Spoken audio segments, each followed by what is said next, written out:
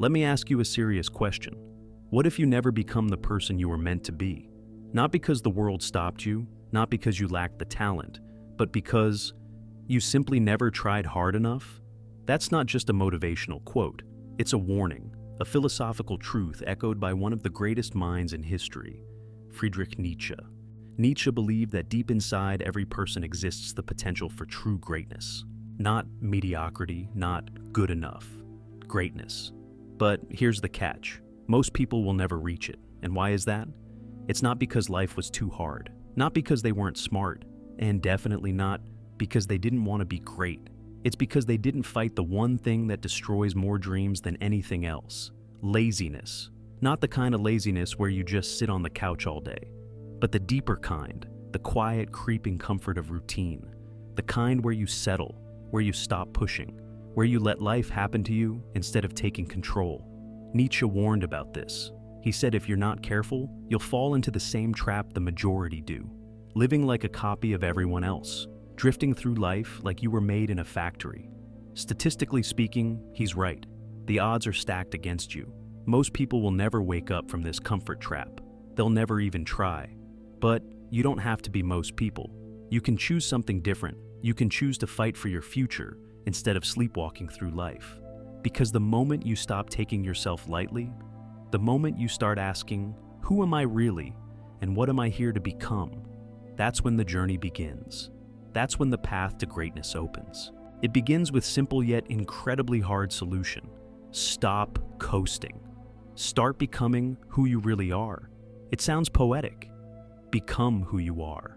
But what does that actually mean? It means rejecting the easy path. It means listening to that inner voice that tells you, this isn't me, I'm capable of more. It means choosing growth, even when it's uncomfortable. Nietzsche believed that becoming your true self is one of the hardest things you can ever do, but it's also the most important. But here's the danger. He didn't fear tyrants or criminals the most. He feared something much worse. The last man. The last man isn't a monster. He doesn't destroy cities or wage war.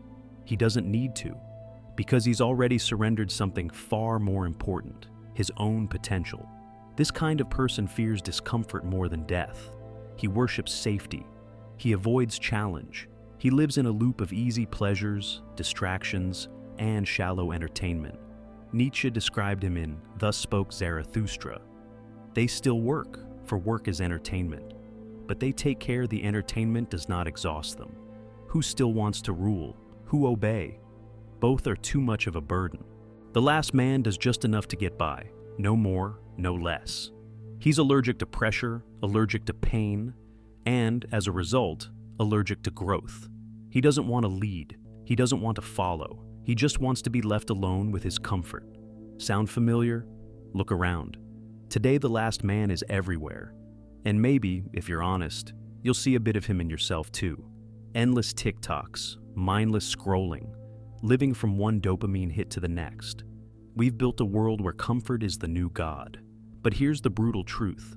Comfort is a silent killer. It doesn't take your life. It takes your ambition. There's an old fable from Aesop that tells this story well. While the summer sun shines, the grasshopper laughs, dances, sings. He mocks the ants, calls them boring, says they don't know how to live. Meanwhile, the ants are building. They're storing food, preparing for winter, working not just for today, but for the season that always comes. Then winter arrives. The grasshopper has nothing. No food, no shelter, no plan. He goes to the ants and begs. But it's too late. They turn him away. Not out of cruelty, but out of reality. You can't fake preparation. This is the life of the last man. He thinks he's free because no one is pushing him. But the truth is, he's trapped by his own comfort. The lesson? Living only for pleasure today will leave you empty tomorrow. The world doesn't reward comfort seekers. It rewards builders, planners, doers, ants. And in the end, the grasshopper pays the price for his easy summer, just like so many people pay for their easy 20s, or their wasted time. So here's the moment of truth, a question only you can answer. Will you choose to be the last man? Or will you rise, step by step, into who you were always meant to be? You don't need to have all the answers. You don't need to be perfect. But you do need to stop believing the lie that comfort is the goal of life, because it isn't. Life isn't about staying warm, safe, and entertained. It's about growing, pushing, becoming. And growth hurts, change hurts. But on the other side of that struggle, that's where your future self is waiting for you. The version of you with strength, confidence, purpose. The version of you who didn't quit when it got hard. Most people sacrifice the peace of tomorrow for the pleasure of today. But you can do different. You must do different, because there's another road. And even though it's harder, rougher, it leads somewhere worth going. A place where you wake up strong, a place where you face problems with confidence, a place where you don't have to beg, because you built the life you need. That's the path of the ant. That's the path of the builder. That's the path of joyful productivity. The key is understanding that comfort isn't bad, but it shouldn't be your highest value. When your top goal in life is just to feel good, you slowly stop putting in effort. And when you stop putting in effort, you start giving up your future. But here's something powerful. Laziness begins to fade the moment you see how valuable productivity really is. Why does productivity matter so much? Because when you're productive, when you're building something, learning something, creating something, you're not just working for today. You're protecting yourself from tomorrow's storms. Think about it. The squirrel who stores up nuts in the summer doesn't panic when the snow starts falling. The person who saves money, learns skills, and stays disciplined sleeps easier at night. That's the gift of preparation. And no matter how endless summer feels right now, winter is always coming. Now, let's pause here, because there's another trap you need to avoid. Just as it's dangerous to chase pleasure endlessly, it's also dangerous to fall into the trap of overworking, of becoming a slave to productivity, with no joy or rest. Work without meaning is just as damaging as laziness. There's a wonderful story from Brazil that illustrates this perfectly. One sunny day, a fisherman is out in his boat. He catches enough fish for his family, enjoys the peaceful sea, and returns home in the evening to rest and spend time with loved ones. He's productive, yes, but he's also content. Then, a businessman approaches him. "You're doing it all wrong," he says. "You should hire someone to help you catch more fish." The fisherman raises an eyebrow. "Why would I do that?" "Because then you could catch more, sell more, make more money." "Okay, and then?" "Then you could build a fishing empire, buy a big boat, hire a team, and make even more money. And then what? Eventually, you'll be so rich you can relax all day and do whatever you want." The fisherman smiles. "But I already do what I want. I fish, I relax, I spend time with my family. Why would I give that up?" This story is a reminder that mindless progress can be just as empty as mindless pleasure. If your success doesn't come with meaning, if your work doesn't leave room for rest, then what's the point?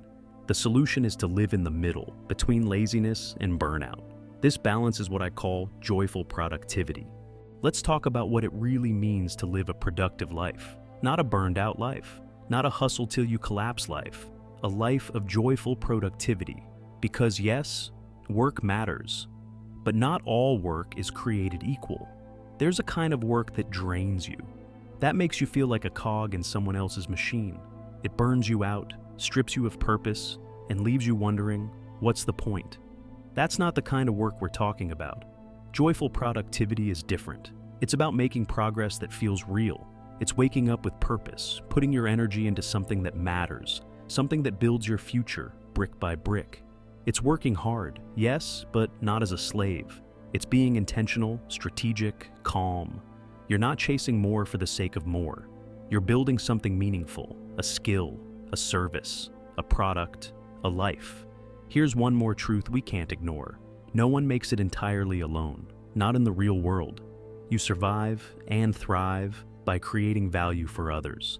That's how society works. You build something useful, you offer it, and in return, you're rewarded with income, with relationships, with freedom.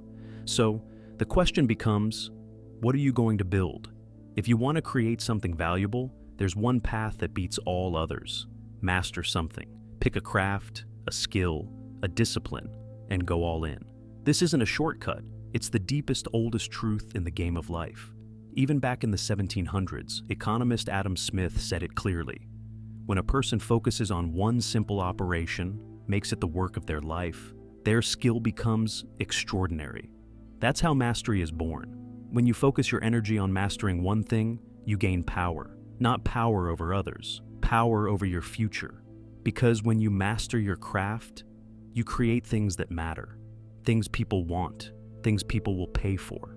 And that exchange, that moment where your work becomes someone else's solution, is how value is born. So ask yourself, are you the grasshopper dancing while the sun's out, hoping it lasts forever? Are you the overworked businessman, chasing more without knowing why? Or are you the joyful fisherman, productive, prepared, and peaceful? The answer is in how you live today, because what you do this summer will determine how you survive the winter. So you might be wondering, how do I choose one area to master? The answer is actually simpler than most people think. Pick something that pulls you in, something that you're naturally curious about or excited to learn more about. Not just something you're okay at. It has to be something you care about deeply. Because real mastery takes years, sometimes decades. You won't be able to stick with it through all the late nights, early mornings, and frustrating failures unless you genuinely love it. Every master, no matter their field, shares one thing in common. They developed elite judgment in what they do. Think about it. Miyamoto Musashi, the legendary samurai, had to instantly decide the perfect sword strike to end a battle. Leonardo da Vinci had to sense exactly which brushstroke would bring a painting to life. Mozart knew what single note to add to make a masterpiece complete. That kind of precision doesn't come from talent alone. It comes from obsession, from spending countless hours paying attention to tiny details most people never even notice. Masters aren't just skilled, they see differently. They hear and feel things in their craft that the average person misses. That level of insight only comes when you truly fall in love with what you're doing. So how do you find what you're meant to master? Look back. Nietzsche once gave a powerful piece of advice. Let the youthful soul look back on life with the question, what have you truly loved up to now? What have you always been drawn to? What has fascinated you? Not because someone told you to like it, but because it felt natural, even magical. Maybe it was drawing, or building things, or solving puzzles. Maybe it was asking big questions, or imagining worlds, or helping people understand something better. Before the world told you what to chase, what did you love? That's where your compass is buried, and finding that internal compass is where the journey begins. Here's a simple roadmap to living a joyfully productive life, one that's full of meaning, growth, and peace. Step 1, explore widely. Try new things, revisit your childhood interests, see what keeps pulling your attention.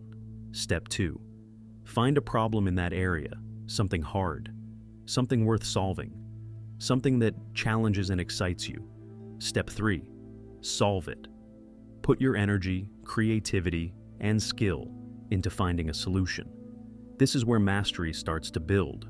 Step 4, turn that solution into something others can use, a product, a service, a creation. Step 5, offer it to the world, sell it, share it, trade it for money, not just to survive, but to keep going, to level up. Step 6, use what you earn to keep growing, get better, go deeper into your craft, hone your judgment, build your freedom. Step 7, start again at step 2. Find the next problem, solve it, build something new. This is the loop of joyful productivity. If you don't fight laziness, the world will eventually break you. If you don't fight slavishness, you'll break yourself. But if you find what you love, if you turn that love into mastery, if you use that mastery to help others and earn a living, you'll build a life of purpose, balance, and freedom. So, remember, don't live like the grasshopper, lost in the moment. Don't live like the businessman, chasing more without meaning. Live like the joyful craftsman, driven by passion, guided by purpose, and walking the middle path. Master your gift.